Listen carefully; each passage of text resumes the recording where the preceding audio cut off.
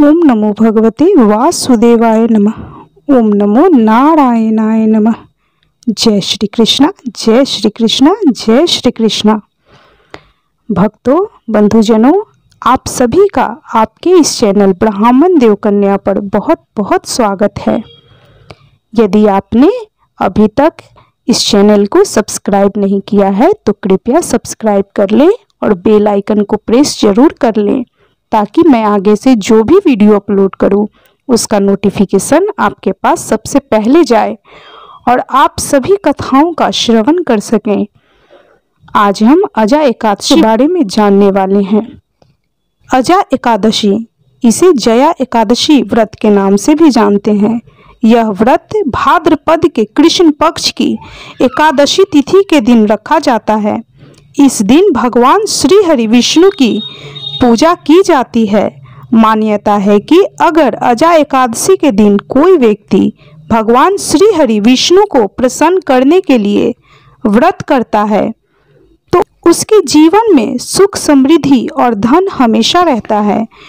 भक्तजनों, बंधुजनों, अब हम भाद्रपद मास के कृष्ण पक्ष की एकादशी अजा एकादशी, जिसे जया एकादशी के नाम से भी जानते हैं, उसकी कथा सुनेंगे। तो चलिए कथा शुरू करते हैं। बोलिए जय श्री कृष्णा, जय श्री कृष्णा, जय श्री कृष्णा। युधिष्ठिर ने पूछा, हे जनार्दन, अब मैं यह सुनना चाहता हूँ कि भाद्रपद मास के कृष्ण पक्ष में कौन सी एकादशी होती है, कृपया बताइए। भगवान श्री कृष्ण बोले, हे राजन, हे राजेंद्र, एक चित होकर सुनो। भाद्रपद मास के कृष्ण पक्ष की एकादशी के नाम अजा एकादशी है। वह सब पापों का नाश करने वाली बताई गई है।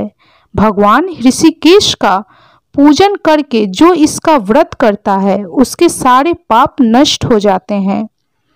पूर्व काल में हरिश्चंद्र नामक एक विख्यात चक्रवर्ती राजा हुए, जो समस्त भूमंडल के स्वामी और सत्य प्रतिज्ञ थे, सत्य वचन बोलने वाले थे।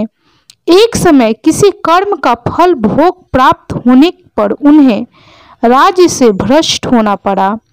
राजा ने अपनी पत्नी और पुत्र को बेच दिया, फिर अपने को भी बेच दिया। पुण्यात्मा होते हुए भी उन्हें चंडाल की दास्ता करनी पड़ी। वे मुर्दों का कफन लिया करते थे। इतने पर भी निपश्रेष्ठ हरिश्चंद्र सत्य से विचलित नहीं हुए, सत्य वचन बोलते ही रहे। इस प्रकार चांडाल की दास्ता करते हुए उनके अनेक वर्ष व्यतीत हो गए। इससे राजा को बड़ी चिंता हुई। वे अत्यंत दुखी होकर सोचने लगे, क्या करूं, कहाँ जाऊं, कैसे मेरा उद्धार होगा। इस प्रकार चिंता करते करते वे शोक के समुद्र में डूब गए। राजा को शोकातुर जानकर महर्षि गौतम उनके पास गए। श्रेष्ठ ब्राह्मण को अपने पास आया हुआ देखकर नृप श्रेष्ठ ने उनके चरणों में प्रणाम किया और दोनों हाथ जोड़कर गौतम के सामने खड़े होकर अपना सारा दुखमय समाचार कह सुनाया। राजा हरिश्चंद्र की बात सुनकर गौतम ऋषि ने कहा, राजन, भाद्रपद मास के कृष्ण पक्ष में अत्यंत कल्याणमयी अजा नाम की एकादशी आ रही है, जो पुण्य प्रदान करने वाली है। आप इसका व्रत करो, इससे आपके सारे पापों का अंत होगा। आपके भाग्य से आज के 7वें दिन एकादशी है। उस दिन उपवास करके रात में जागरण कीजिए। ऐसा कहकर महर्षि गौतम ऋषि अंतर्ध्यान हो गए। गौतम ऋषि की बात सुनकर राजा हरिश्चंद्र ने उस उत्तम व्रत का अनुष्ठान किया। उस व्रत के प्रभाव से राजा सारे दुखों से पार हो गए। उन्हें पुनः पत्नी प्राप्त हुई और पुत्र का जीवन मिल गया। आकाश में दुंदुभियां बज उठी, देवलोक से फूलों की वर्षा होने लगी। एकादशी के प्रभाव से राजा ने निष्कंटक राज्य प्राप्त किया और अंत में वे पुरजन तथा परिजनों के साथ स्वर्ग लोक को प्राप्त हो गए। भगवान श्री कृष्ण ने कहा, हे राजन, हे युधिष्ठिर, जो मनुष्य ऐसा व्रत करते हैं वे सब पापों से मुक्त हो स्वर्ग लोक में जाते हैं। इस एकादशी व्रत की कथा पढ़ने और सुनने से अश्वमेघ यज्ञ का फल मिलता है। इस एकादशी व्रत की कथा पढ़ने और सुनने से मनुष्यों के जीवन की सारी पापों का अंत होता है। उनके जीवन में सुख शांति धन का भंडार आता है। प्राणी को ईश्वर के प्रति पूरी निष्ठा रखनी चाहिए।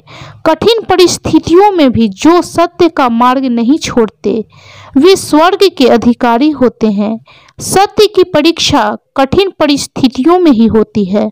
अतः ईश्वर पर पूर्ण विश्वास रखते हुए सत्य वचन का पालन करना चाहिए।